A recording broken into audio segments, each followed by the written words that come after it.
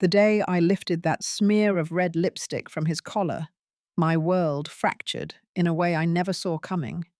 It was a quiet Tuesday morning in March of 1965, and I was standing at the kitchen sink, soap-scented water running over my hands. Richard's favourite pot roast simmered on the stove. The house smelled of thyme and slow-cooked beef, and our children were at school. Everything about that morning whispered normal, but in that moment, a simple laundry mark became the crack that let daylight into a life I'd been living in darkness. I want to share with you how betrayal, one of life's harshest blows, can become the crucible in which you forge your own strength. By the end of this story, you'll know exactly how to turn your deepest wound into your greatest opportunity. And if you stick around, I promise you'll walk away, not just moved, but armed with practical steps you can start using today. According to the latest surveys, nearly 1 in 3 American marriages faces infidelity at some point. That means, in a room of 30 people, almost 10 will wrestle with the pain of betrayal. If you've ever felt that gut-wrenching sting, you know how it can paralyze your heart and cloud every decision you make. But statistics also tell us something else. Resilience grows when we choose to act on our own behalf, rather than hide behind the illusion of grace.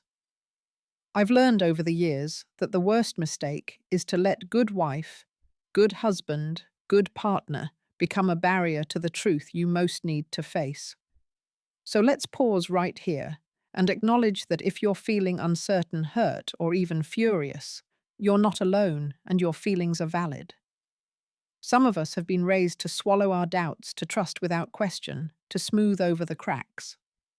But sealing those cracks only lets pressure build until it explodes at the worst possible moment. Before we get too deep into my story, let me tell you why this matters for you. Imagine you're reading a self-help guide that says, just forgive and move on.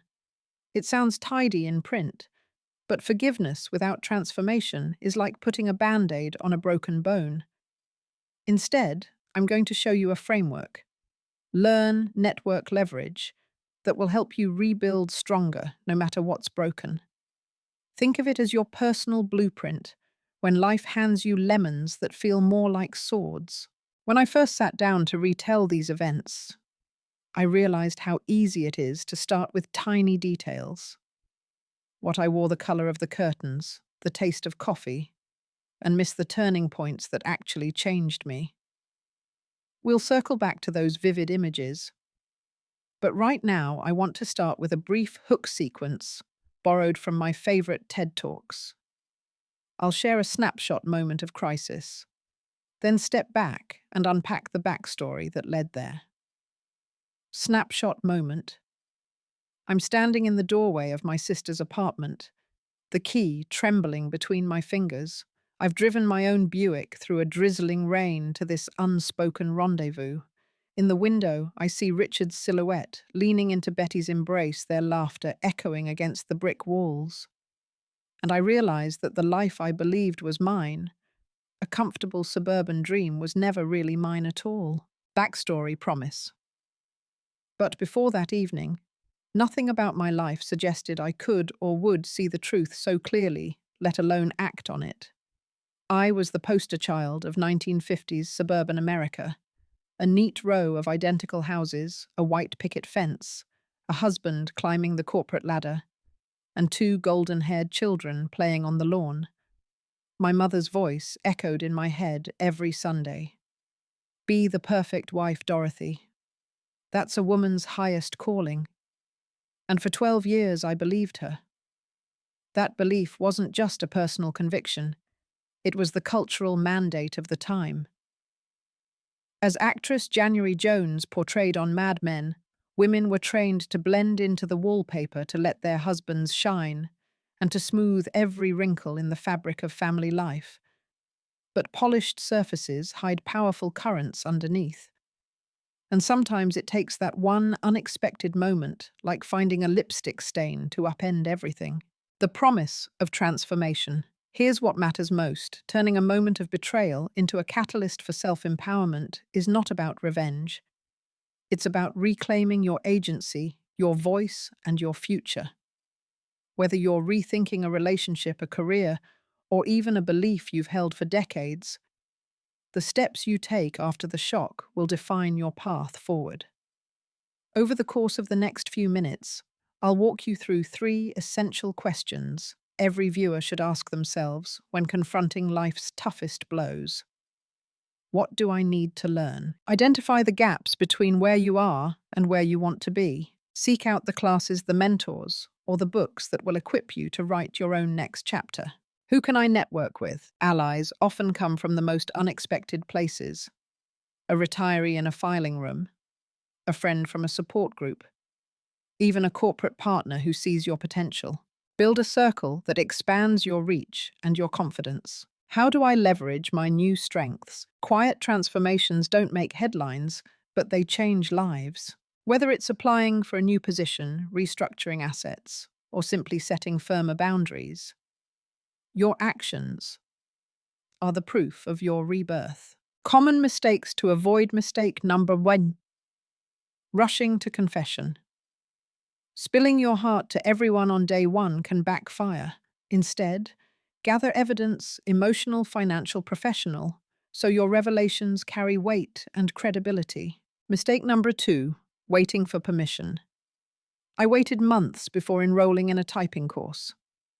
By then, I'd internalized the idea that a married woman shouldn't seek independence. Don't let social scripts keep you on the sidelines. Mistake number 3: going it alone. I'd have never climbed corporate ladders without Mrs. Grayson guiding me through the labyrinth of a 1960s law firm's filing system. Champions appear when you reach out. Why? This matters for you right now. No matter your circumstances, broken trust, stalled career-shifting self-image, these principles apply. You might be sitting on your couch replaying a painful conversation, or you might be staring at a job listing that feels intimidating. If betrayal has taught me anything, it's that the smallest step can become the foundation of a new life. So as you watch, ask yourself, what's the one skill I've been putting off learning? Who in my network, even someone 3 decades older, could become my mentor? What quiet opportunity, like an overlooked ownership clause, could be waiting for me to claim? I promise you, within these stories lies the spark that will light your own revival.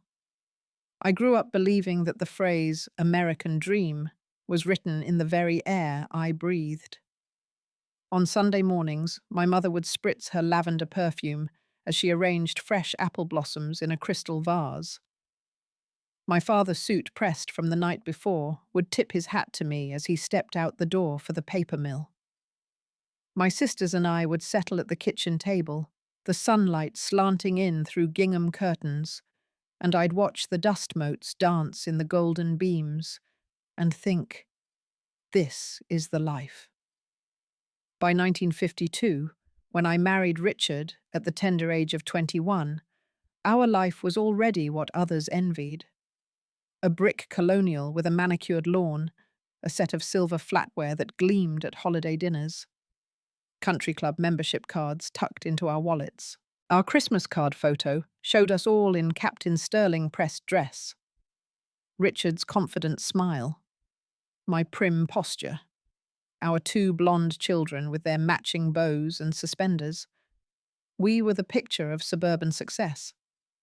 But here's what most people won't tell you: perfection is a mask. Underneath glossy veneers, pressure builds like steam trapped under a lid. And when that pressure finds the smallest crack, it erupts. Painting the post-war paradise. In the years following World War II, millions of Americans traded apartment living for single-family homes. The GI Bill sent veterans to college.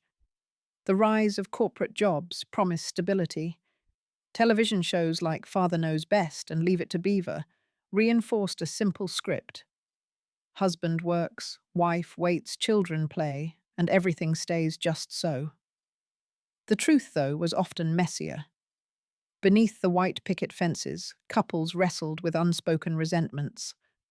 Wives taught that their highest calling was homemaking sometimes felt invisible. Husbands, buoyed by career success, sometimes took that invisibility for granted. Take Richard, tall, dark hair, a business degree courtesy of the GI Bill.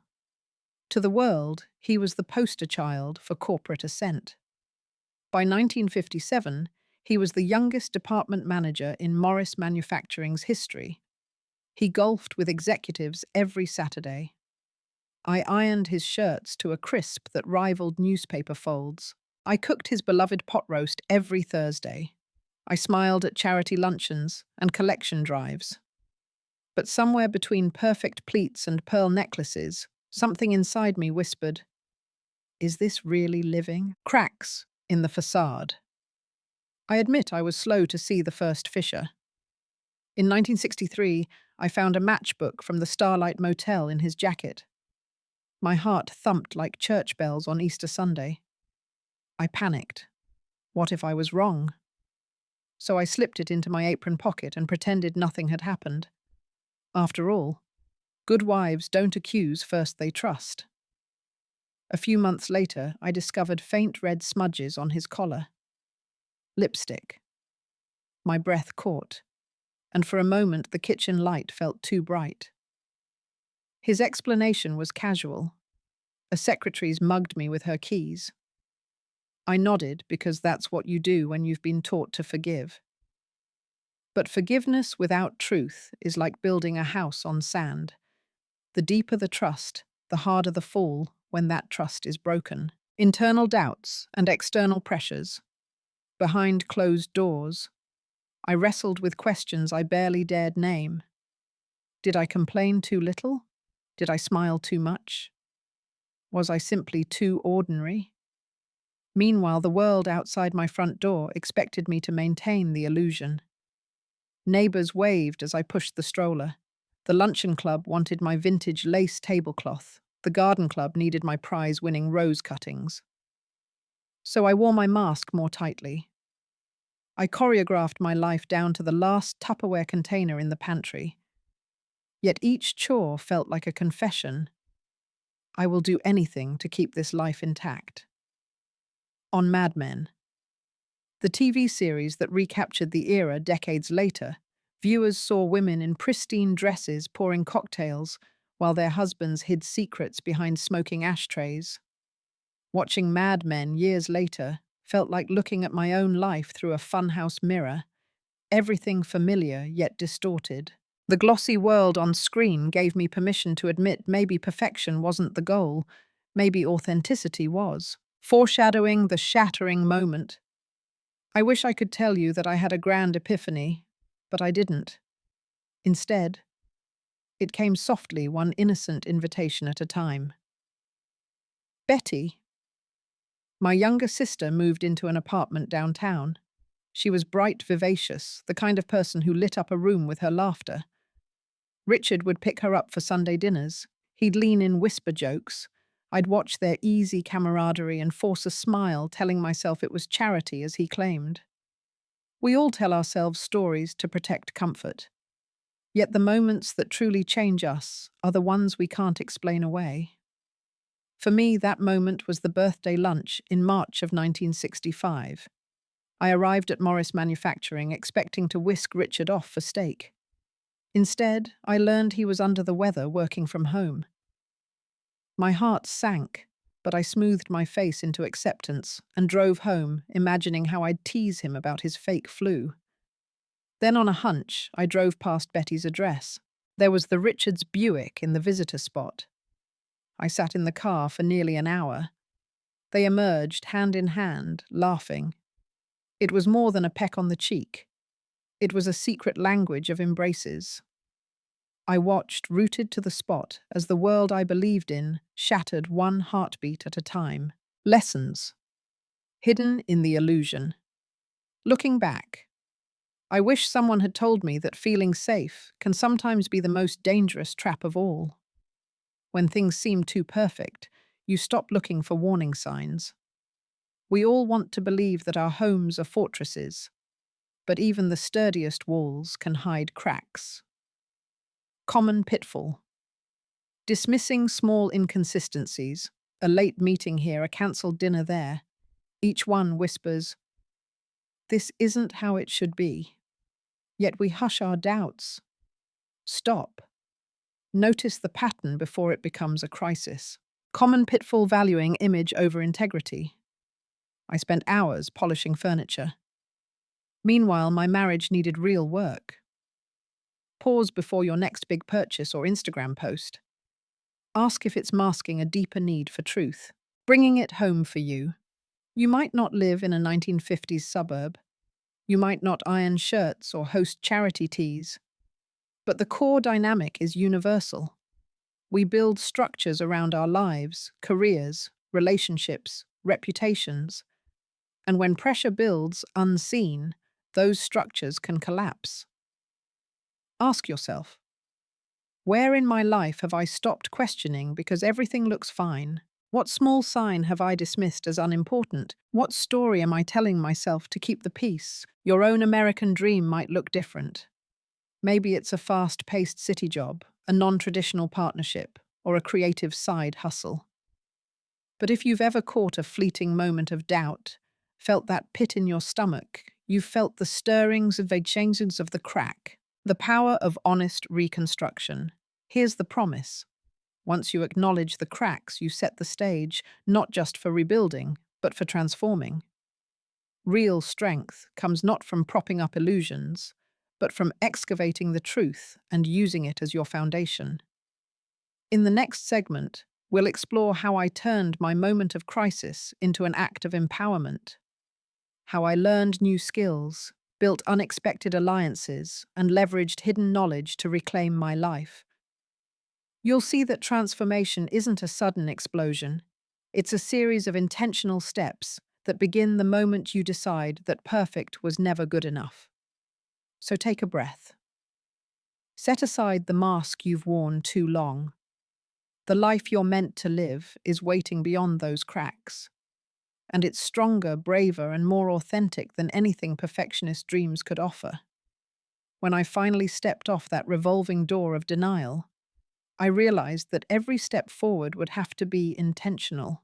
It began with a single choice that felt both terrifying and exhilarating.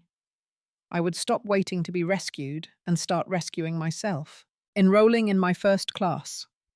A quiet rebellion. One afternoon in the spring of 1965, I sat at my kitchen table with a stack of community college catalogues in front of me. The children were at school. The house hummed with silence, and I traced my finger along the listings. Business English shorthand for secretaries. Introduction to typing. My heart pounded. I'd been a good wife for so long, my own ambitions neatly folded away with the clean laundry. But something inside me stirred at the thought of having skills that belonged to me alone. I chose typing. 6 months earlier, I couldn't have told you the difference between a QWERTY and a Dvorak layout. Now the idea of mastering a new skill felt like taking back a piece of myself. Richard never asked why I needed it. I told him it was to stay sharp for the hospital volunteer work. He gave me that indulgent smile reserved for charity-minded wives and went back to polishing his cufflinks. That first evening in the typing classroom was like stepping into another world. The fluorescent light has hummed overhead, and the clacking of typewriters echoed like modern hymnals. I sat between a retired postal worker and a young single mother, both of whom offered encouraging nods. When I hit that first line of text without looking at the keys, my chest swelled with a quiet pride I hadn't felt in years. Takeaway: learn. Identify one skill you've been putting off. Enroll in a class, whether it's at a local community college online or through a weekend workshop. Treat it as non-negotiable me time. Finding unexpected mentors.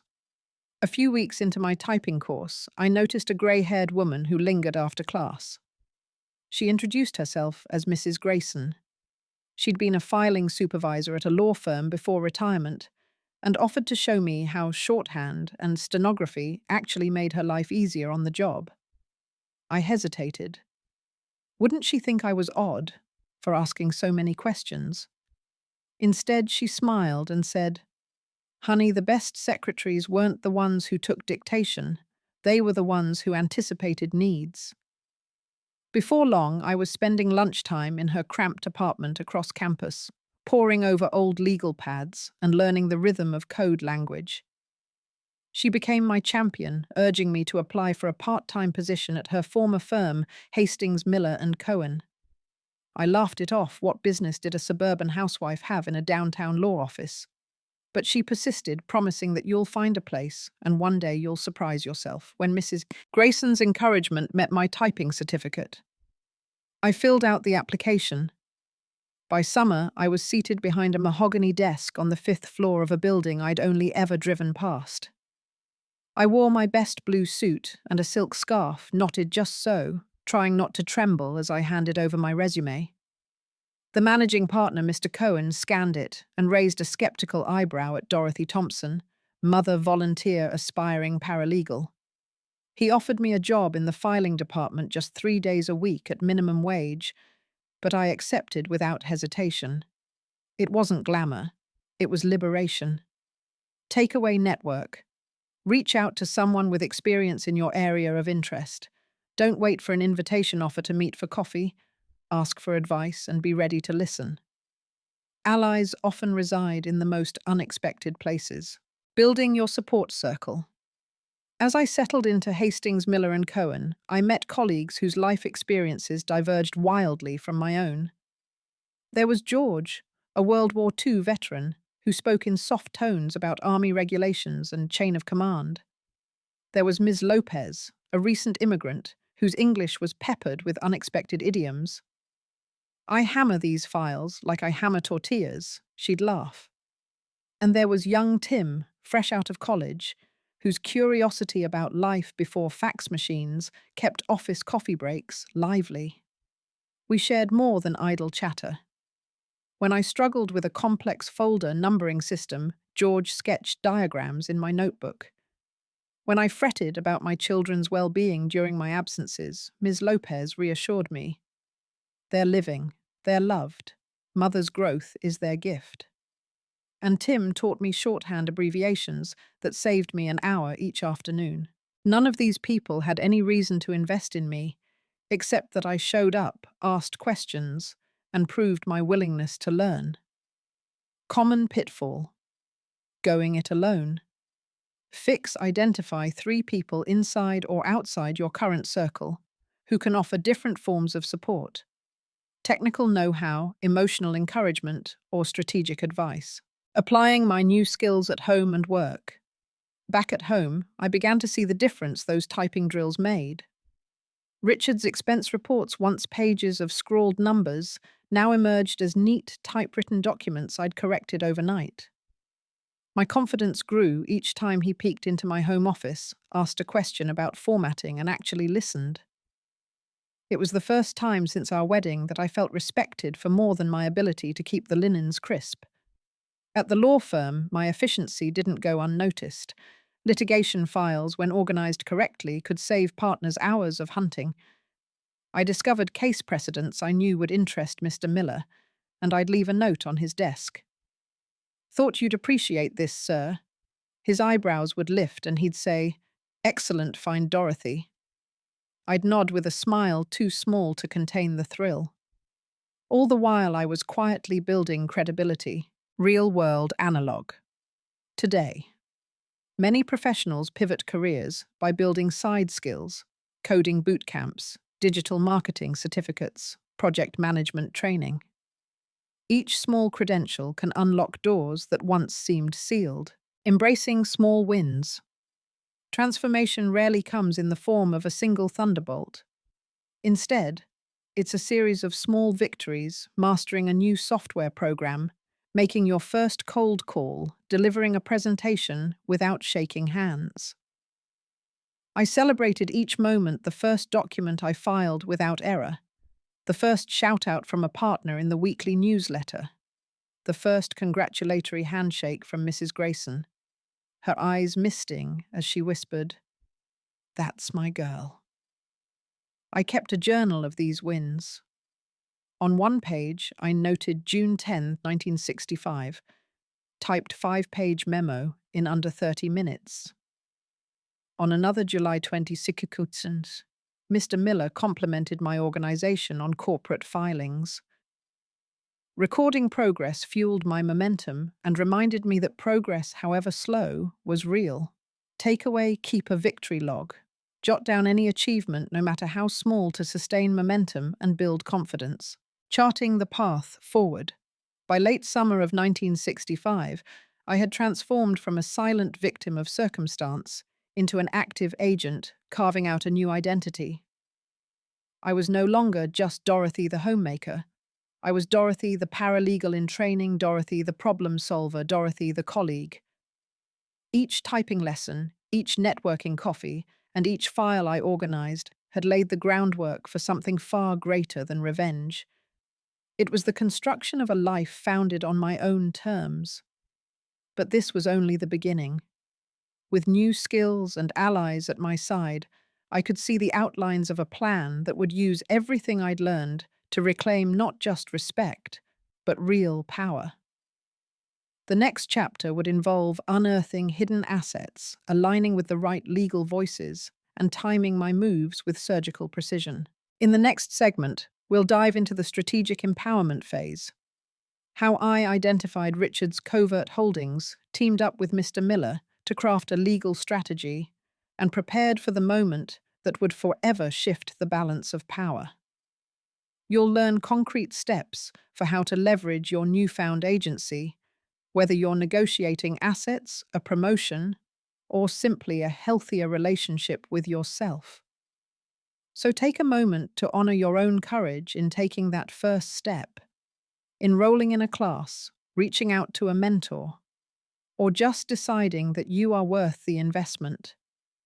Because real change starts not with grand gestures, but with small, deliberate actions, and you've just taken yours. With my new skills and alliances in place, I stood at a crossroads. I could remain an efficient paralegal filing other people's battles, or I could turn every ounce of knowledge I'd gained into a strategy to reclaim my own life. I chose the latter. What followed was less a moment of vengeance than a carefully plotted campaign, one rooted in legal-savvy business acumen and unwavering resolve. 1. Identifying the hidden landscape. Uncovering secret assets. The first step was to map the terrain. I knew Richard's bonuses and paychecks had funded more than our joint savings account. Somewhere in the county clerk's office lay the paper trail of Morris Holdings, the shell company he'd quietly set up with unnamed partners. My paralegal access gave me a head start. I requested the corporate registry extract and browsed through property deeds under the firm's filing system. What I discovered shocked even me. 3 rental properties in a new neighborhood north of town. 2 of them were owned solely by Morris Holdings.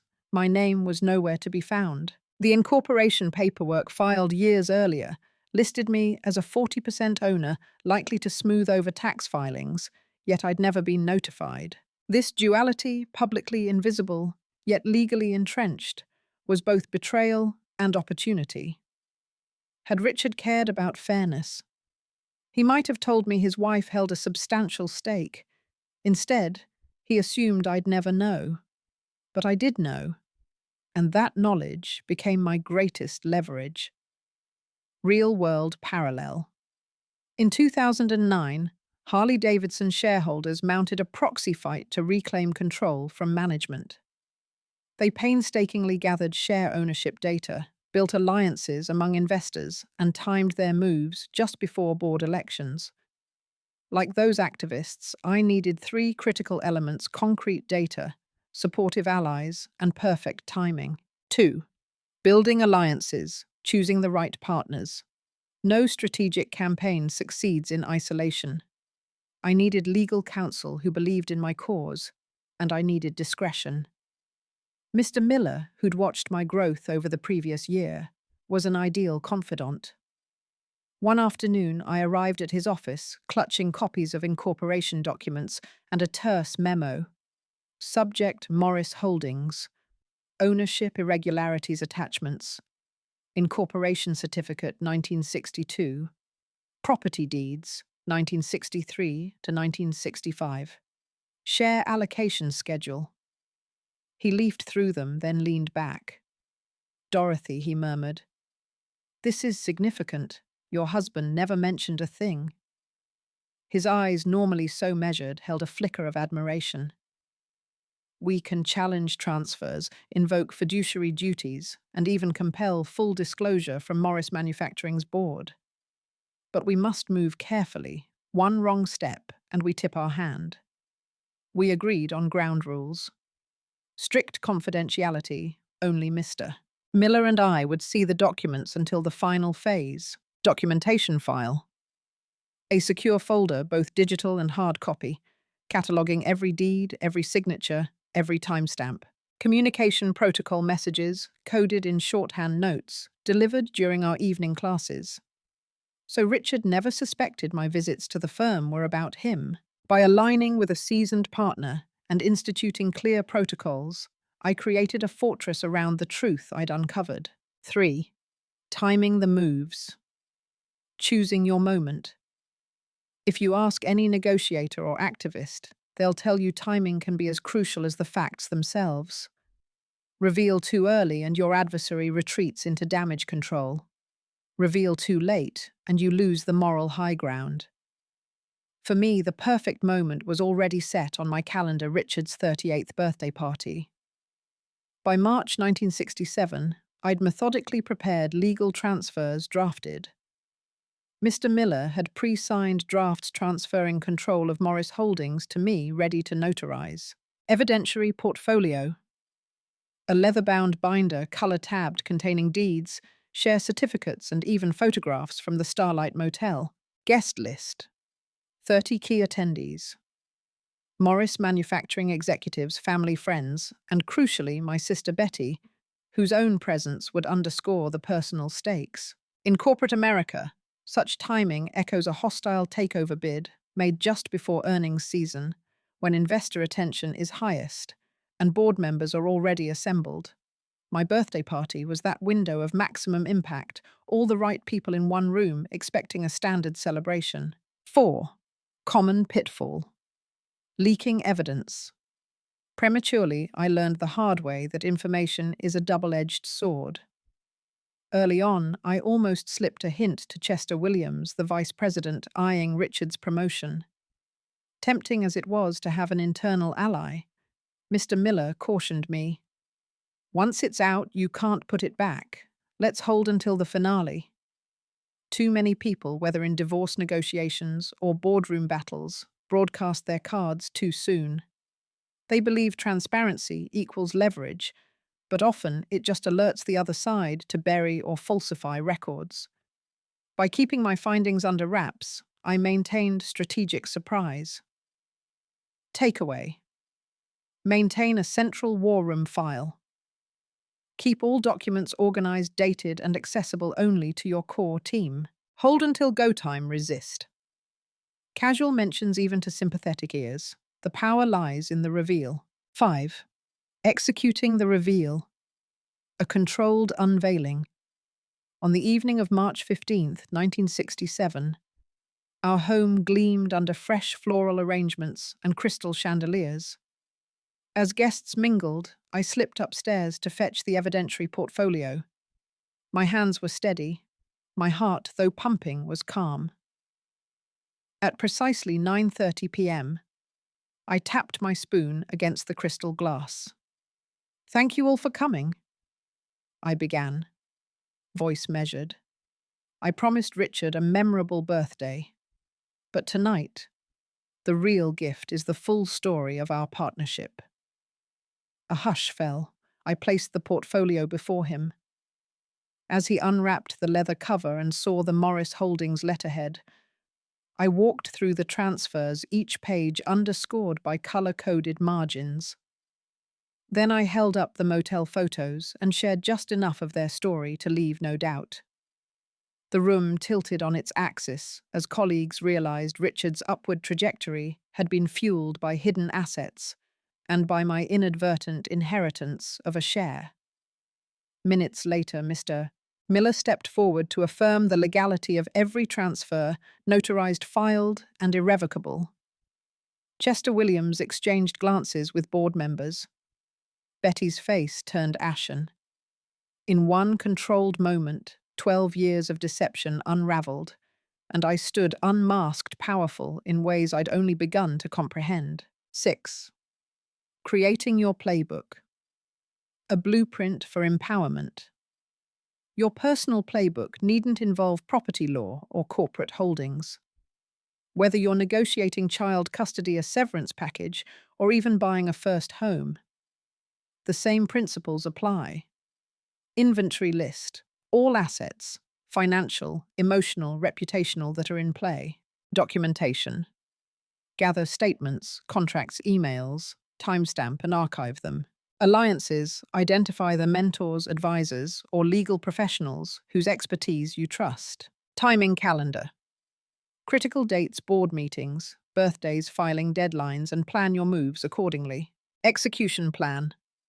Outline step-by-step actions for the reveal or negotiation day. Include who says what, when, and to whom. I still keep a variation of that original spreadsheet, a digital file now, whenever I face a major decision. Seeing the rows of dates, contacts, and completed tasks reminds me that strategy is the meeting point of patience, preparation, and courage. 7. Lessons for today's audience. Strategic leverage over emotional outbursts. Emotions guide your mission. Strategy wins it. Alliances. Trump isolation. The strongest case can fall apart without trusted partners. Surprise is your silent weapon. Control the narrative by controlling when and how truth emerges.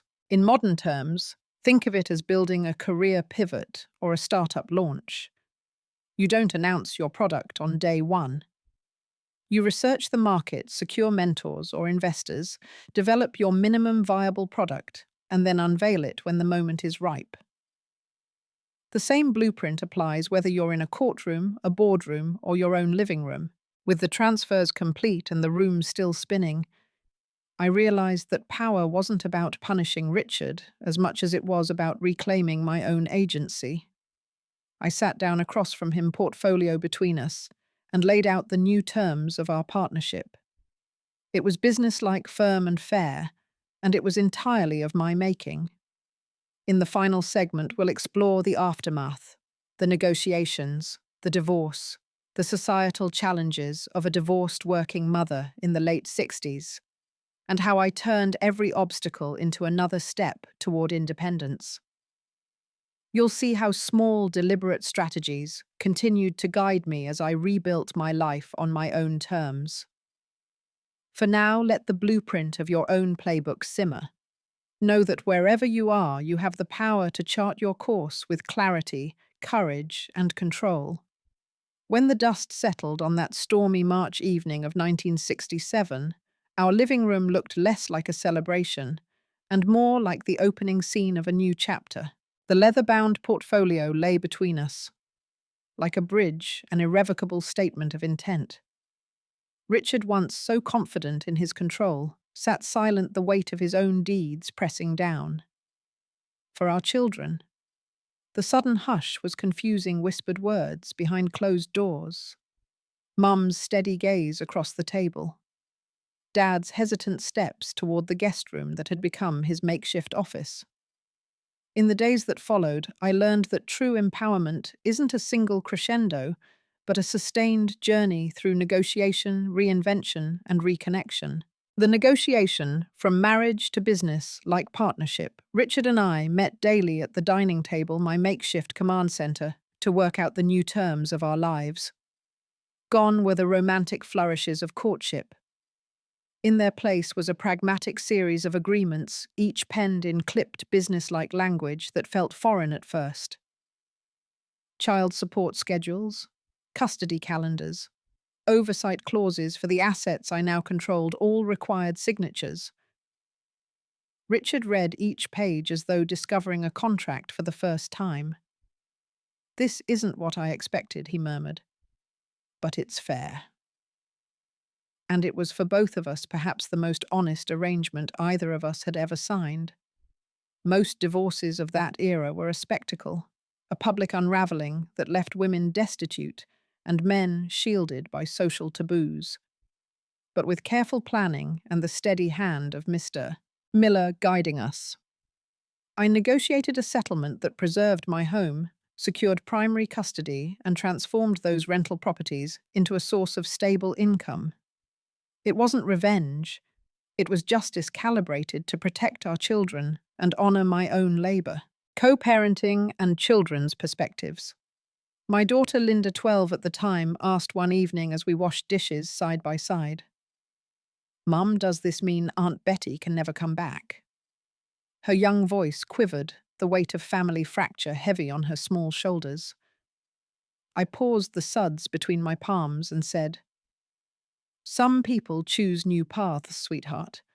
We'll keep making our own path together." David, 7, was more baffled. Why won't Dad eat dinner with us anymore? He missed routine more than he missed his father's company. I explained gently that Dad had his own house now, but he was still our dad, and we'd see him on weekends.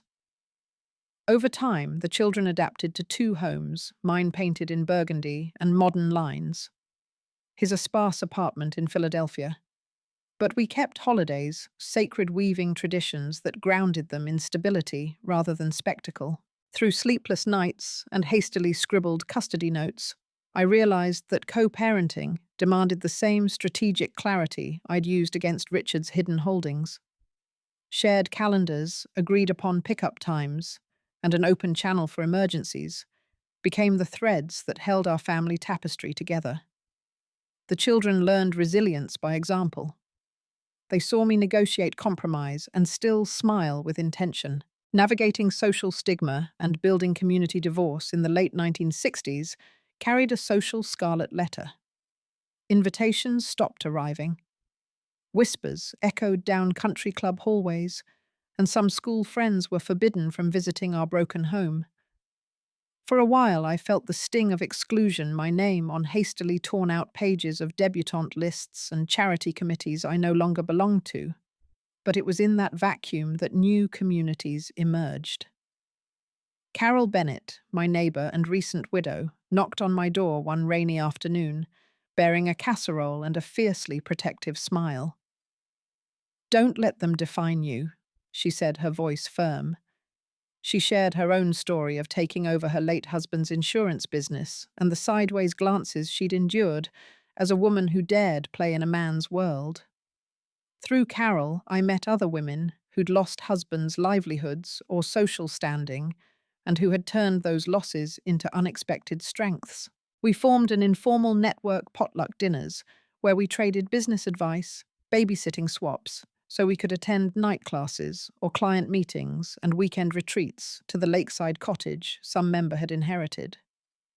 In those gatherings, I found laughter, solidarity, and the truth that community isn't a showroom, it's a workshop for resilience, career reinvention, and professional milestones.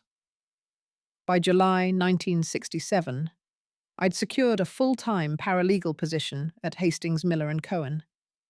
A year later, when Chester Williams offered Richard's old vice presidential role in Philadelphia as an olive branch, I presented my own counteroffer, a part-time consulting contract for Morris Manufacturing's property acquisitions. It was a small start, but in spring of 1974, I accepted their invitation to become the company's executive director of property development, the first woman in that role. In a modest downtown office with floor-to-ceiling windows, I drafted plans for new factory sites, negotiated leases, and spoke at board meetings alongside men decades younger in age.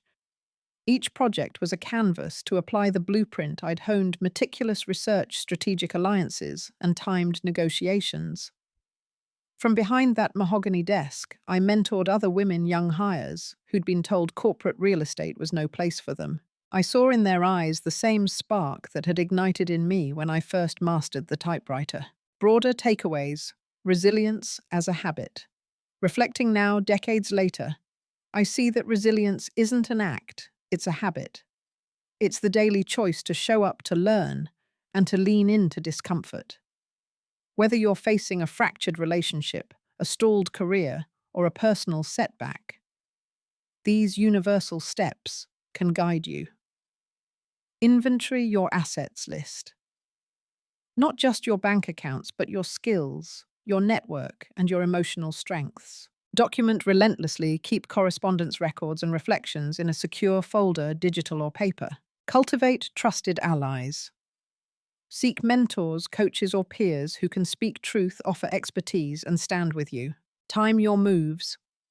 Align your actions with key moments, whether a deadline, an event, or a negotiation window. Celebrate small wins.